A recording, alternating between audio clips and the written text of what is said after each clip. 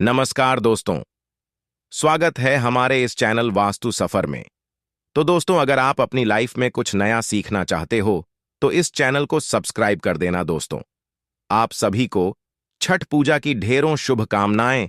श्रद्धालुओं की मान्यता है कि छठ के दिन सूर्य की उपासना से छठी माई प्रसन्न होती है, किंतु अनजाने में की गई एक गलती आपको उनकी कृपा से वंचित रख सकती है। यह गलतियां छठ के व्रत में बिल्कुल न करें। व्रत के नियमों का पालन करें। छठी मैया सुख समृद्धि से आपका घर भर देगी। तो इस मौके पर कमेंट बॉक्स में अवश्य लिखें, जय छठी मैया, जय सूर्यदेव। दोस्तों, दीपावली के पश्चात मनाए जाने वाले इस 4 दिवसीय व्रत की सबसे कठिन और महत्वपूर्ण रात्रि कार्तिक शुक्ल षष्ठी की होती है। हिंदू धर्म के व्रत त्योहारों में छठ पूजा का खास महत्व है। छठ भगवान सूर्य और छठी मैया की उपासना का सबसे बड़ा पर्व है।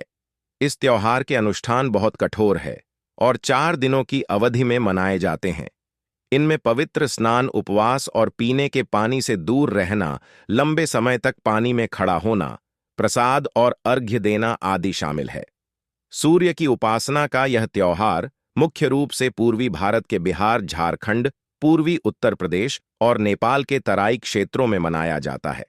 पौराणिक मान्यता है कि छठ व्रत रखने से और विधिवत पूजन करने से जीवन में सुख, समृद्धि और सौभाग्य का आगमन होता है। इसके अलावा सूर्यदेव की उपासना से रोग शोक दूर हो जाते हैं। दिवाली के पूरे होते होते लोगों की छठ की तैयारियां शुरू हो जाती हैं। कार्तिक महीने की चतुर्थी तिथि को दिन नहाए खाए, दूसरे दिन खरना, तीसरे दिन डूबते सूर्य और चौथे दिन उगते सूर्य को अर्घ दिया जाता है। इसके पश्चात व्रत का पारण यानी समापन किया जाता है। दोस्तों, बड़ी ही श्रद्धा के साथ इसके कड़े नियम तय किए गए हैं। इस पर्व के दौरान पूजा और विधि से जुड़ी हुई कई बहुत ही कड़ी मान्यताएं होती हैं। संतान सुख पाने के लिए इस व्रत को लाभकारी माना जाता है। जिन्हें संतान की प्राप्ति नहीं हुई है, उन्हें इस व्रत को करने से संतान की प्राप्ति होती है। और कुछ लोग जो संतान वाहन होते हैं, वह अपनी संतान की लंबी उम्र के लिए इस व्रत को करते। छठ पूजा सूर्य की उपासना का पर्व है। इसलिए यदि कुंडली में आपके सूर्य की स्थिति खराब है या आप राजनीति के क्षेत्र में हैं, अभिनेता है, तो उन क्षेत्रों से जुड़ी समस्या होने पर भी इस व्रत को रखने से लाभ मिलता है। पूरा व्रत नहीं रख पाए तो कम से कम इस दिन पूजन अवश्य करें। सुबह का अर्घ्य और शाम का अर्घ्य अवश्य दें। छठ पर्व को वैज्ञानिक दृष्टिकोण से देखा जाए तो षष्ठी तिथि को एक विशेष खगोलीय परिवर्तन होता है। इस समय सूर्य पराबैंगनी किरणें पृथ्वी की सतह पर सामान्य से अधिक मात्रा में एकत्र हो जाती है। इस कारण संभावित कुप्रभाव से मानव की यथासंभव रक्षा करने का सामर्थ्य प्राप्त होता है। छठ पूजा के त्योहार का पालन करने से सूर्य प्रकाश के हानिकारक प्रभाव से जीवों की रक्षा होती है। हिंदू धर्म में कुष्ठ रोगों सहित विभिन्न प्रकार के त्वचा रोगों के इलाज के लिए भगवान सूर्य की पूजा की जाती है। पाचन तंत्र की समस्या से परेशान व्यक्तियों को भी इस व्रत को रखने से बहुत लाभ मिलता है। इस व्रत को रखने के लिए जितनी मान्य है, उतनी ही व्रत के दौरान क्या करना है, क्या नहीं करना है, इसकी भी बहुत सारी मान्यताएं हैं।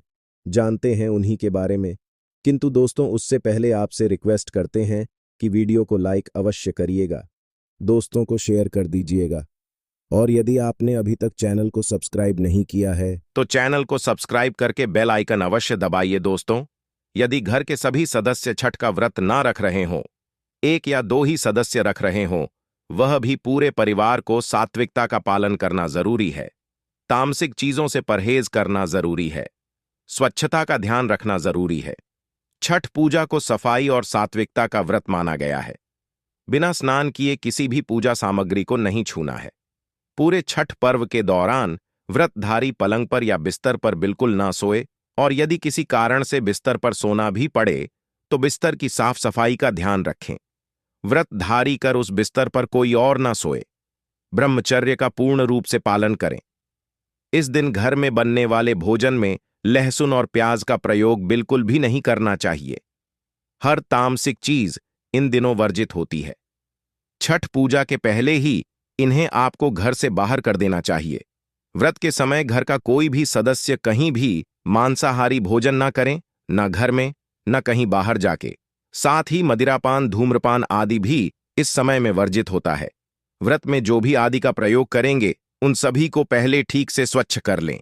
कोशिश करें कि पीतल के या मिट्टी के बर्तन या शुभ डाली का प्रयोग करें। इस पूजा में हर सामग्री शुद्ध, साफ तथा नई होनी चाहिए। यहां तक कि मिट्टी का चूल्हा भी नया हो या नए से लिपाने बांस की टोकरी का खास महत्व होता है, जिसमें अर्घ्य का सामान पूजा स्थल तक लेकर जाते हैं, तो टोकरी पहले ही लाकर रखें।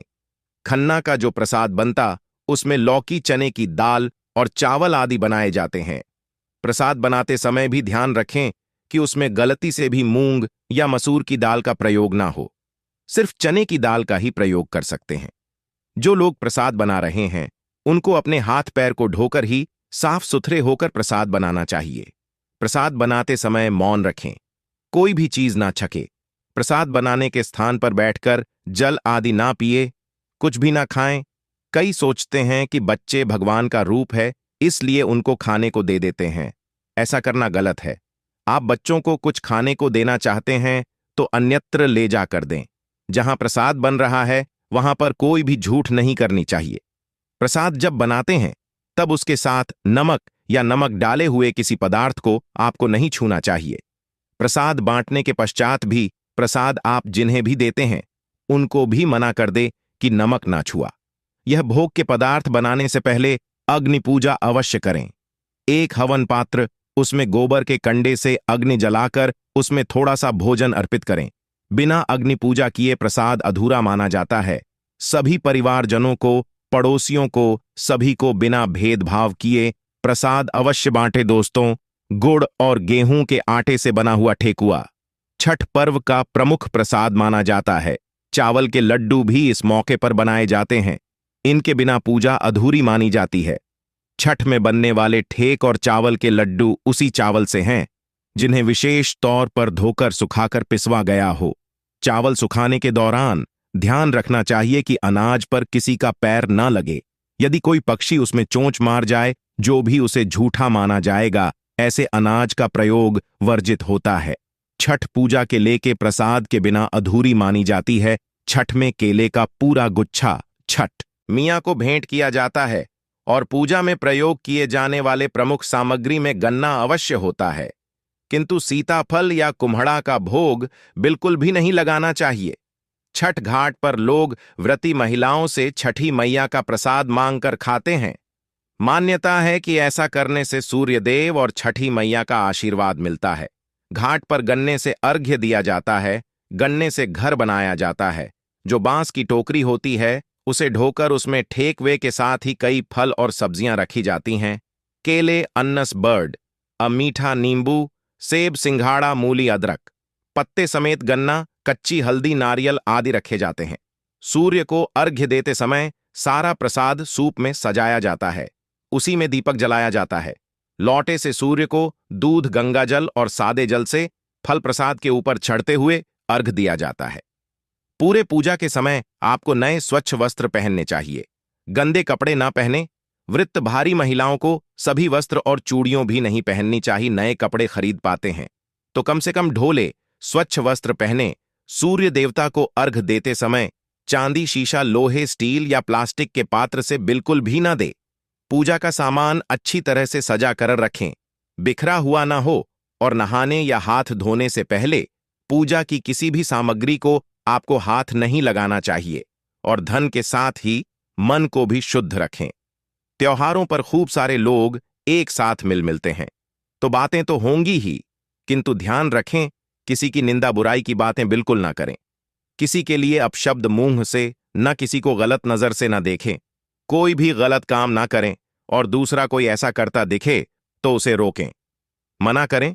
दोस्तों, माना जाता है कि छठ का व्रत करने वाले को कभी किसी को बुरा भला नहीं कहना चाहिए। इससे पूजा का लाभ वृत्ति को नहीं मिलता।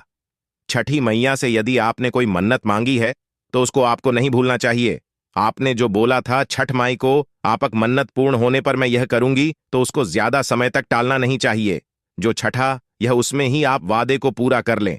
महिलाएं मासिक धर्म में इस व्रत को न करें और यदि मासिक धर्म आ जाता है तो व्रत पूरा अवश्य करें, किंतु पूजा विधि किसी और से करवा ले। अर्घ्य के समय सुख डाले आदि भी किसी और से उठवा है। आप खुद ना उठाएं और संपूर्ण परिवार के साथ मिलजुल कर एक होकर इस व्रत को संपन्न करें। पूर्ण श्रद्धा से करें, एकता से करें। छठी माता की कृपा आप पर अवश्य बरसेगी। कमेंट बॉक्स में छठी मैया लिखना बिल्कुल ना भूलें। आशा है कि आज की इस प्रस्तुति में बताई गई जानकारी आपको अच्छे से समझ आ गई होगी। वीडियो अच्छा लगा हो तो एक लाइक अवश्य कर दें। और दोस्तों, ऐसे ही और वीडियो के लिए हमारे चैनल वास्तु सफर को सब्सक्राइब जरूर करें। धन्यवाद दोस्तों, वीडियो के अंत तक बने रहने के लिए।